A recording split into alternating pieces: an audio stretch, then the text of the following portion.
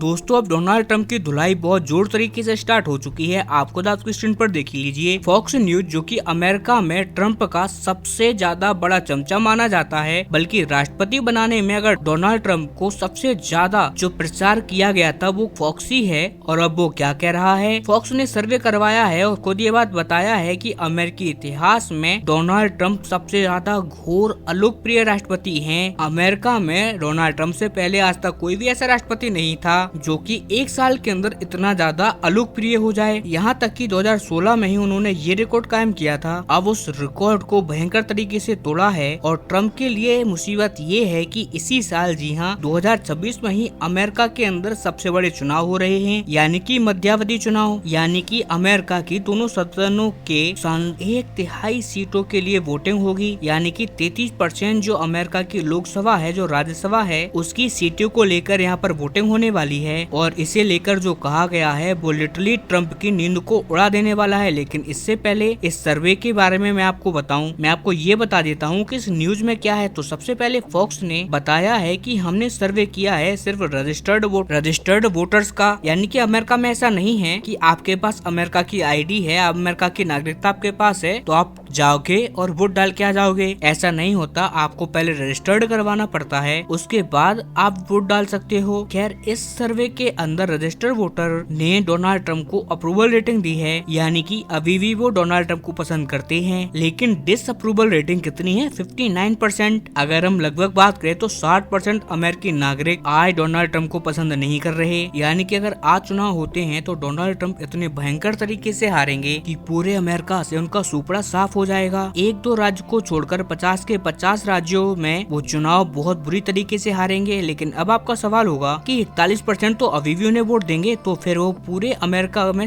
कैसे सुपड़ा साफ कर लेंगे अपना? तो वो ऐसे, क्योंकि अमेरिका में राष्ट्रपति 2 से लेकर 4% के फर्क से ही जीतता या हारता है। यानी कि जब ट्रंप इतने जबरदस्त नतीजे से राष्ट्रपति बने हैं एक बार फिर से, तो मुश्किल से 3% वोट उन्हें कमला हैरिस के कंपैरिजन में ज्यादा मिले हैं। उसमें लैंडस्लाइड विक्ट्री इनकी हो गई है। लेकिन यहाँ तो फर्क हमें देखने को मिल रहा है लगभग 17 से 18% वोटों का, और ये मार्जिन बहुत ही ज्यादा बड़ा मार्जिन है। और सबसे खास बात, जो ये मार्जिन है, ये मार्जिन उनकी पार्टी में बड़ा है, यानी कि जो रिपब्लिकन पार्टी के वोटर्स हैं वहाँ उनका सपोर्ट था पिछले साल 94%, अब वो 94% से गिरकर 84% रह गया है। 10% की जबरदस्त गिरावट आई है। इसके अलावा जो इंडिपेंडेंट वोटर्स हैं, जो कि किसी भी पार्टी से जुड़े हुए नहीं हैं, उनका अप्रूवल रेटिंग है 25% और 75% है डिसअप्रूवल। और ये मार्जिन बहुत ही ज्यादा बड़ा मार्जिन है, क्योंकि ये मार्जिन पिछले साल तक ट्रंप के साथ आधे से ज्यादा की मात्रा में था, लेकिन अब ये 1/4 हो चुका है। लेकिन ट्रंप को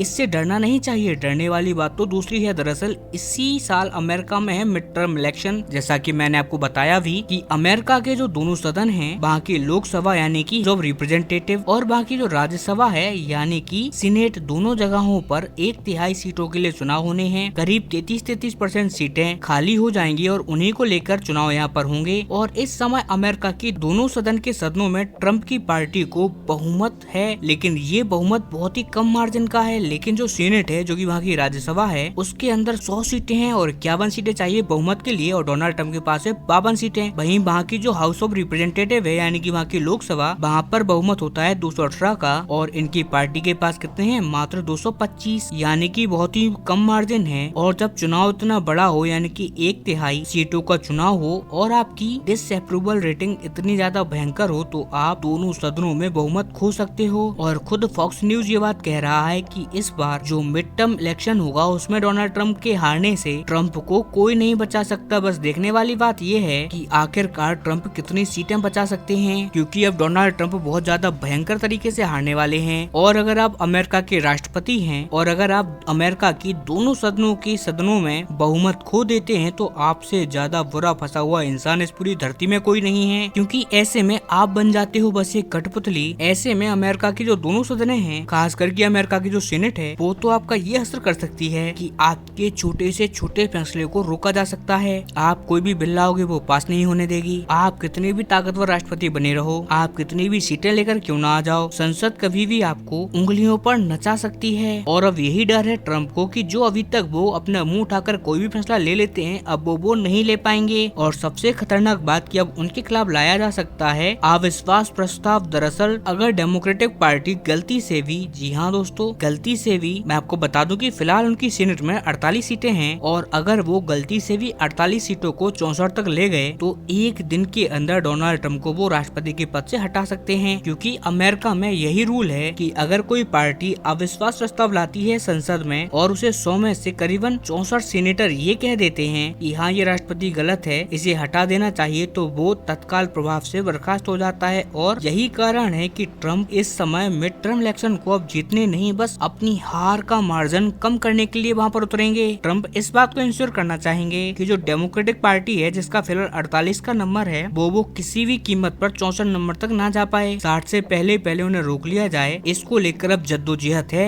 लेकिन हाँ, ट्रम्प की मौज के जो दिन थे अब वो चले गए हैं। अब उनके सामने अगर कुछ है तो वो है कांटे ही कांटे।